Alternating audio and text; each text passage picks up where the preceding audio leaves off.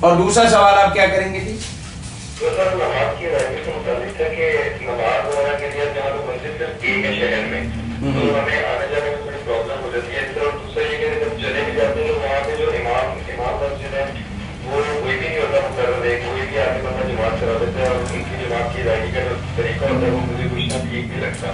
اچھا نہ شلوار اوپر ہوتی ہے اور جلدی جلدی رکوع سجود وغیرہ کرتے ہیں وہ. ٹھیک ہے. ایک مسئلہ ہی نہیں ہوتا کہ ہاں میری نماز ہو رہی ہے یا نہیں ہوتی. ارے بھائی آپ کو اگر کوئی ساتھی ملتا ہے کہ جو ان کے ساتھ مل کر اپنی بلڈنگ میں یا دفتر میں کر لیا کرے جماعت، تو ثواب جماعت کا مل جائے گا. آپ تکلیف نہ فرمائے، بھائی کر لیں. مولانا فرما رہے ہیں کہ ٹھیک ہے. جی ٹھیک ہے. اور یہ بھی سمجھ لیں کہ شاید آپ کی طرح کچھ اور دوست ہوں جن کو کوئی ساتھی بھی نہ ملے جماعت کے لیے، وہ بھی سن لیں. پاکستان میں ہو یا پوری دنیا مسلمان سن لیں کہ کوئی مرد عورت بغیر اذان اور اقامت کے نماز نہ پڑھے، بے شک اکیلا پڑھے. سن لو یہ بات، ہر بندے کے لیے اذان کے کرنے دہرانا سنت.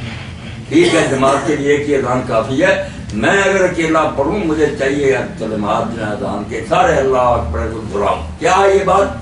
تجدید ایمان، قومی ڈرامہ ہے. پہلے اپنا ایمان تازہ کرو، کس دین کو مانتے؟ اللہ بڑا ہے، رسول سچا ہے.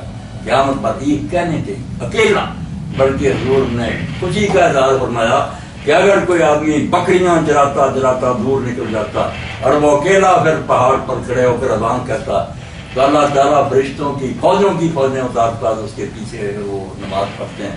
اور اگر صرف اقامت کہتا ہے، اذان نہیں کہتا، اقامت کے کرنے کیا رہتا ہے؟ اقامت تو ضرور کیا کریں نا. ہم ایسا فرماتی ہم عورتیں بھی اذان اور اقامت کہتی تھیں، آپ مردوں کے نہیں مسئلہ سمجھتے، مولوی نہیں سمجھتے. ایک بہت بڑے دیوبندی اور ان سے بہت دیر کی بات میں گاؤں میں تھا، ان سے بات ہوئی یا دھوبی گھاٹ میں، کہنے لگی نہیں ہماری فقہ میں کوئی نہیں.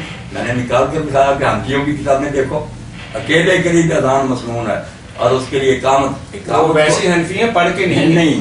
کئی ایسے عالم ہیں، سن لو میرے بھائی، جن کا یہ فتویٰ ہے کہ اگر اقامت نہیں نہ آئی کہ اذان کی چلو کوئی بات، اقامت نہیں کی اور آپ نے پڑھی، وہ کہتے ہیں دوبارہ پڑھو، کوئی نماز نہیں ہوئی. اقامت کا اس لیے ساری عورتیں مرد یہ عادت بنائے کہ جب نماز شروع کریں تو اقامت ضرور کریں، بے شک اکیلے ہوں. پھر اللہ کے فضل سے نماز کا بھی ثواب ملے گا، دو فرشتے ہوں گے پیچھے، اور ایمان بھی تازہ ہو جائے گا. اللہ اکبر اللہ اکبر، اشہد ان لا الہ الا اللہ اشہد ان محمد رسول اللہ، حی علی الصلاۃ حی علی الفلاح قد قامت الصلاۃ.